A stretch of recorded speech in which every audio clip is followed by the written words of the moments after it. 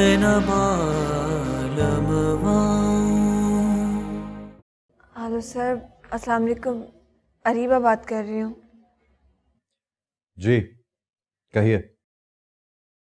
वो sir, miss Nadia ने आपको मेरा मैसेज तो दे दिया होगा। जी मिस नादिया ने आपका मैसेज पहुंचा दिया था। कोई काम है आपको? सर वो मुझे अपनी सैलरी एडवांस में चाहिए थी। क्यों? एक्चुअली मेरे अब्बू हॉस्पिटल में हैं, तो मेडिसिन के लिए मुझे पैसे चाहिए थे। तो मुझे झूठे बहानों से सख्त नफरत है। अगर आपको एक तनख्वाह एडवांस चाहिए थी तो सिर्फ कह देना, झूठे बहाने बनाने की कोई जरूरत नहीं।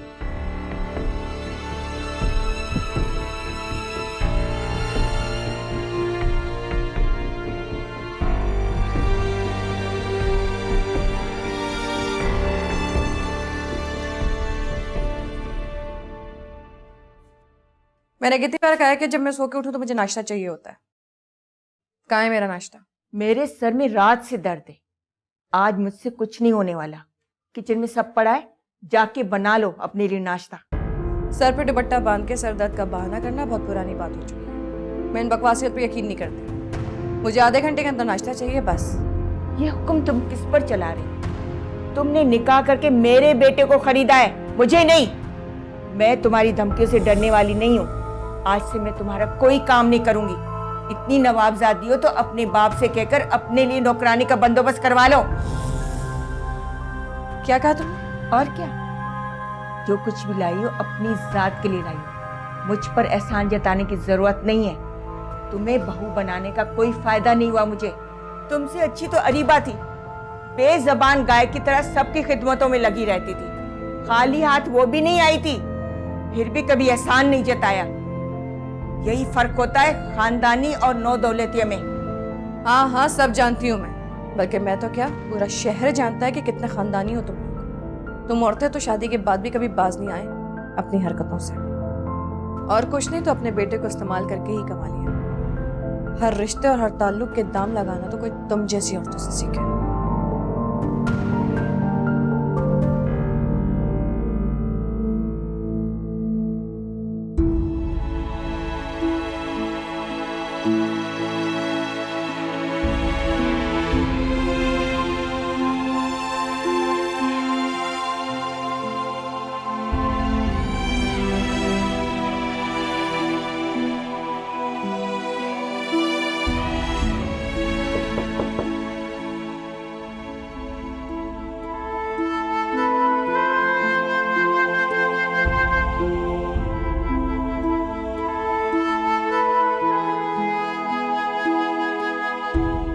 सना तुम मुझसे नाराज हो।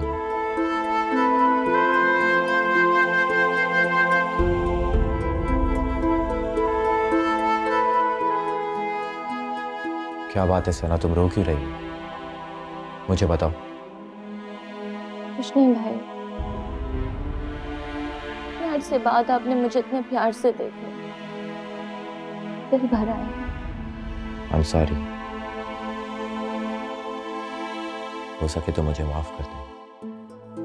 मुझे शिद्दत से इस बात का अफसोस है, मैंने अपने मासूम बहन के साथ बहुत ज्यादती की।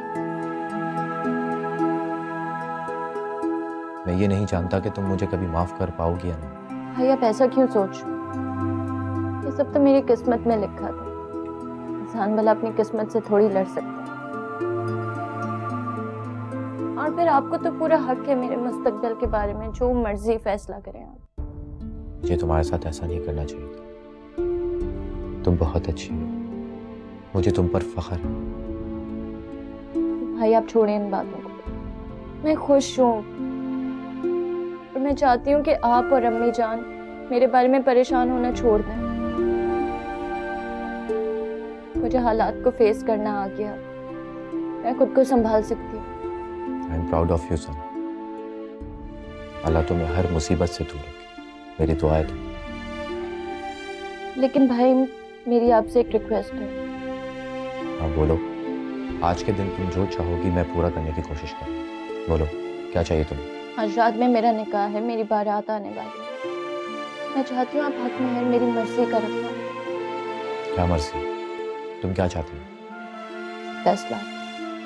भाई आप तो जानते हैं ना भाभी को, मुझे भी तो कुछ श्योरिटी चाहिए।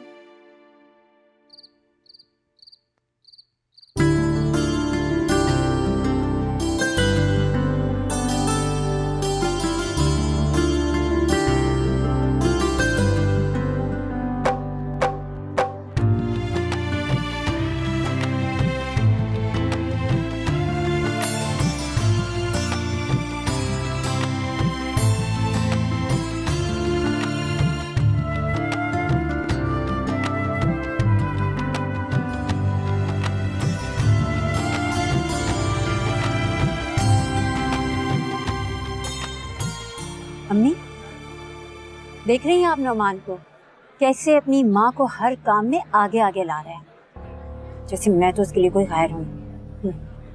अपने रिश्तेदारों से भी नहीं मिलवाया मुझे, पूरी तरह से इग्नोर कर रहा है मुझे।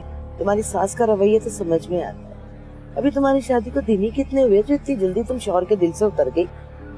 ऐसा भी क्या हो गया कि उसने नजर भर के तुम्हारी तैयारियों को नहीं देखा?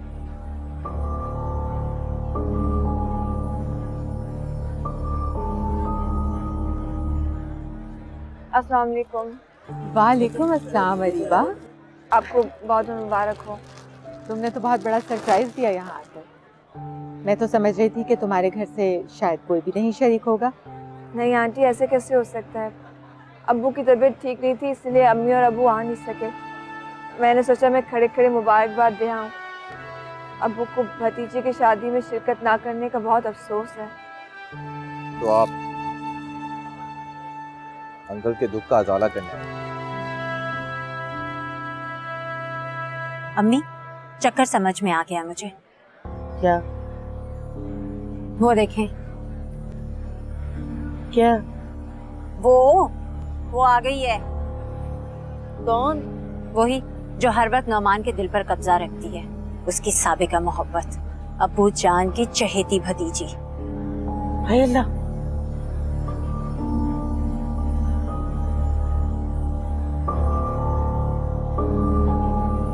नौमान,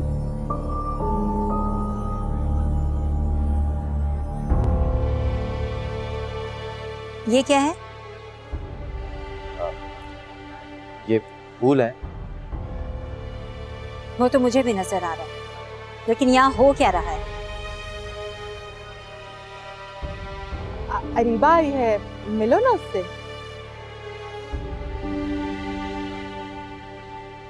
क्यों? मेरा मतलब है कि क्या जरूरत है इसे आने की?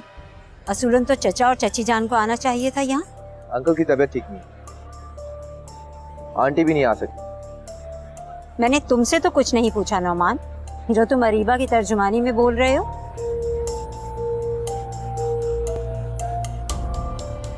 आओ अरीबा, तुम बैठो बेटा। नहीं आंटी, बस मैं अब चलूंगी। है ना, ताया जान और ताई जान कहाँ हैं? मैं बस उन्हें मुबारकबाद देकर चलूंगी अब। वो असल में अब्बू की तबीयत ठीक नहीं है, इसीलिए अम्मी और अब्बू नहीं आए। क्या जरूरत थी आने की तुम्हें? या हमने कौन सा पाँव पकड़े थे तुम्हारे कि तुम इस निकाह में शामिल हो जाओ? या तुम्हारी गैर हाजिरी से कौन सा ये निकाह रुक जाना था? है ना?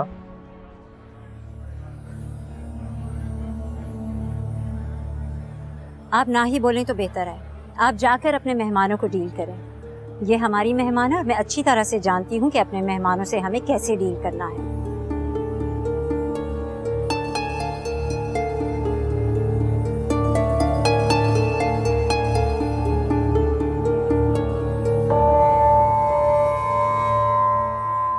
अच्छा हुआ बेटा तुम आ गई। भाई मेरा ढेरों खून बढ़ गया। अपने भाई की औलाद को देखकर किसका खून नहीं बढ़ेगा? बहुत बहुत शुक्रिया तुम्हारा। ताया जान, इसमें शुक्रिया की क्या बात है? अपने ही तो अपनों के काम आते हैं, और यहाँ पर आना तो मेरा फर्ज था। अम्मी अब्बू आप लोगों को बहुत मुबारकबाद दे रहे थे। खैर मुबारक भाई, खैर मुबारक। तुमने कुछ खाया? जी मैं लेती हूँ। हाँ अब मैं बेटा जी जी हाँ खैर से आपकी भतीजी साहिबा तशरीफ तो ले आई, लेकिन जरा ख्याल रखिएगा, रस्मों में ज्यादा आगे आगे करने की जरूरत नहीं है। क्या मतलब? तुम्हें हर बात का मतलब समझाया जाए। मतलब ये कि इसका साया दुल्हा दुल्हन पे नहीं पड़ना चाहिए, बदशगुनी होगी। आहिस्ता बोलो। क्यों आहिस्ता बोलूं? पूरी दुनिया को मालूम है इसकी नुसरत के बारे में। अरे 2 साल मियाँ के घर में नहीं टिक सकी, शौहर ने दूसरी शादी कर दी, दादी इसके गम में मौत से हमकिनार हो गई, और अब खुद बैठी माँ बाप के सीने पे मूंग दल रही है। आहिस्ता बोलो, आहिस्ता बोलो। क्यों ना बोलूं लियाकत? ये मेरे बच्चों के मुस्तकबिल और उनकी खुशियों का सवाल है। मैं नहीं चाहती कि इस मनहूस का साया मेरे बच्चों की खुशियों में हाइल हो, समझे आप?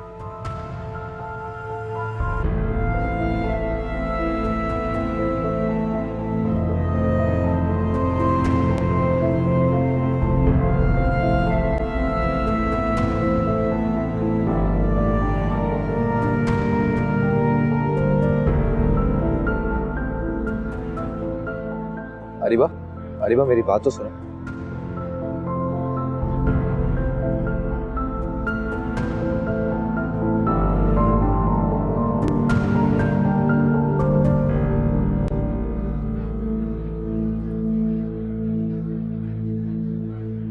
क्या? ये क्या कह रहे हो बेटा? यानी हक महर में इतनी बड़ी रकम कौन लिखवाता है? हमारे पास इतनी लिखवाई जाती है। ये हक महर नहीं है, मेरी बहन की सिक्योरिटी है। नहीं, ये क्या बात हुई? क्या तुम्हें हमारी जबान पे एतबार नहीं है जो तुम गारंटियां ले रहे हो? ये रस्म हम नहीं मानते। अशद के अब्बा मना कर दे। नहीं अब्बा, कोई जरूरत नहीं अम्मा की बात सुनने की। मैं तो चाहती यही कि बस किसी तरह से मेरी शादी रुक जाए। कमबख्त, आज के दिन तो अम्मी अब्बू की इज्जत का ख्याल रखिएगा। दीदी घरानी और सामने गया। तुम तो चुप ही कर जाओ। ये कोई शर्त नहीं है और ना ही मैं आप लोगों को ब्लैकमेल कर, और इतनी बड़ी रकम भी नहीं है 25 लाख रुपए। बस आप हाँ कर दें तो बिस्मिल्लाह करते हैं इस कार्रवाई। कौन सा हम आपसे पैसे मांग रहे हैं, ये तो जस्ट फॉर्मेलिटी है। बात सुनो, हातम ताई की कब्र पे लात मारने की जरूरत नहीं है। हम अच्छी तरीके से देख रहे हैं तो कि तुम हमारा कितना ख्याल रख रहे हो। 25 लाख रुपए तुम्हारे लिए बड़ी रकम नहीं होगी, लेकिन हमारे लिए बहुत बड़ी है। भाई कल कला को खुदा ना खास्ता कोई ऐसी वैसी बात हो गई तो हम कहाँ से भरेंगे 25 लाख रुपए? तो ठीक है, कुछ ऐसा लिखवा लेते हैं जिसका प्रैक्टिकली देना पॉसिबल हो। क्या मतलब मसलन? अंकल आप अपना घर लिखवा दो, ये सिक्योरिटी काफी है हमारे लिए। अरशद खड़ा हो जा, चल। अरे अम्मा, आप ये सब क्या कर रहे हैं आप लोग? प्लीज ऐसा तो ना करें। ऐसा ना करें, हम ना करें। आप अपने बेटे को समझाएं, जो अपनी शादी के वक्त हमें किफायत शादी की लंबी लंबी पट्टियां पढ़ा रहा था, और अब जब बहन की शादी का मामला है तो गारंटियां मांग रहा है।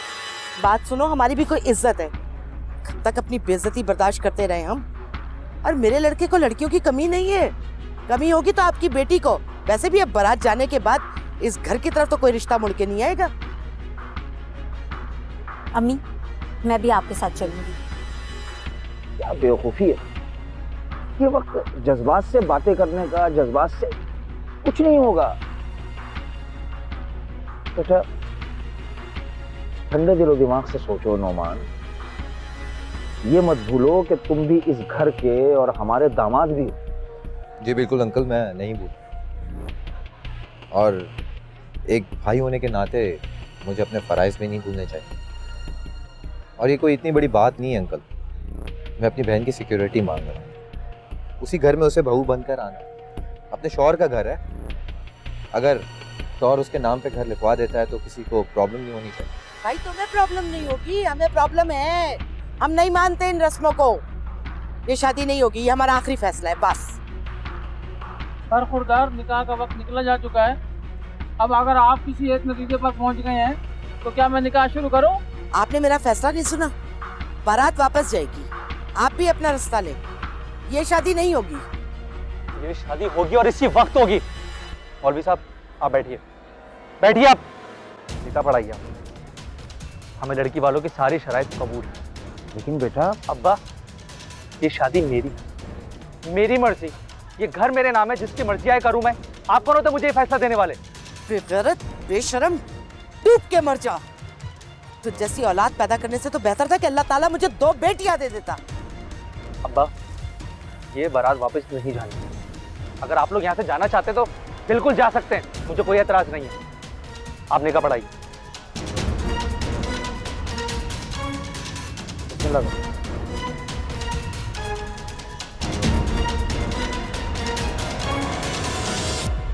पूरी दुनिया को मालूम है इसकी नुसरत के बारे में। अरे 2 साल मियाँ के घर में नहीं टिक सकी, शौहर ने दूसरी शादी कर दी। दादी इसके गम में मौत से हमकिनार हो गई और अब खुद बैठी माँ बाप के सीने पे मूंग दल रही है। इसका साया दुल्हा दुल्हन पे नहीं पड़ना चाहिए, बच्चे गुनी होगी।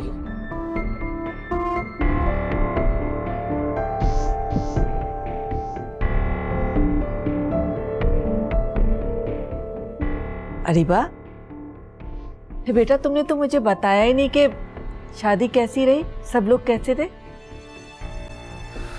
कुछ नहीं अम्मी, जैसे बाकी शादियां होती हैं वैसी होगी और क्या। हाँ ठीक कह रही हो तुम। शादी के दिन तो वैसे ही सब खुश खुश होते हैं, सब कुछ अच्छा लग रहा होता है, लेकिन अंजाम सबका मुख्तलिफ होता है।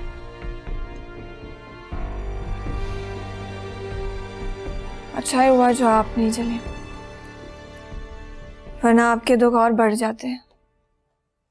फिर कुछ दिन तक मुझे आपकी बातें भी सुननी पड़ती और अपनी बदकिस्मती के ताने भी। अल्लाह न करे रीबा कि मैं अपनी बेटी को कभी ताने दूं। अरीबा, क्या हुआ मेरी जान? किसी ने तुम्हें कुछ कहा? कोई बात हुई है क्या? जरूर तुम्हारी ताई ने कोई दिल जलाने वाली बात की होगी, इसीलिए तो मैं वहां नहीं चाहती कि जब भी बात करती हैं दिल ही जलाती है। लेकिन तुम पर तो अपने बाप की जिम्मेदारी संभालने का जुनून सवार है। अपने बाप का दिल रखने की खातिर उनके भतीजे को मुबारकबाद देने चली गई और बदले में अपने साथ आंसू लेकर आई हो। खबरदार जो आइंदा वहां गई। बस अरीबा, बेटा मैंने फैसला कर लिया कि आइंदा हमारे में से कोई भी उनके घर नहीं जाएगा, चाहे वहां खुशी के शादियाने बच रहे हो या शोक का समा हो, कोई भी नहीं जाएगा। हमारा अब उन लोगों से कोई लेना देना नहीं है, सुन लिया तुमने?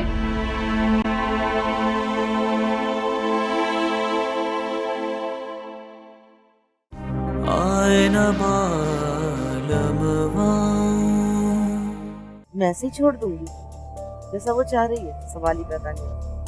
आने तो दो तुम्हारी नंद साहिबा को मेरे घर, फिर मैं उसे बताऊंगी कितने 20 से 100 होते हैं। और ये अरशद, इसकी भी बागें खींचना पड़ेंगी। आसानी से तलाक भी नहीं दे सकता उसे, कल्लाश होके रह गया। इतने दिनों से फोन कर रहा हूँ, जीशान का फोन भी बंद जा रहा है। क्या करूँ?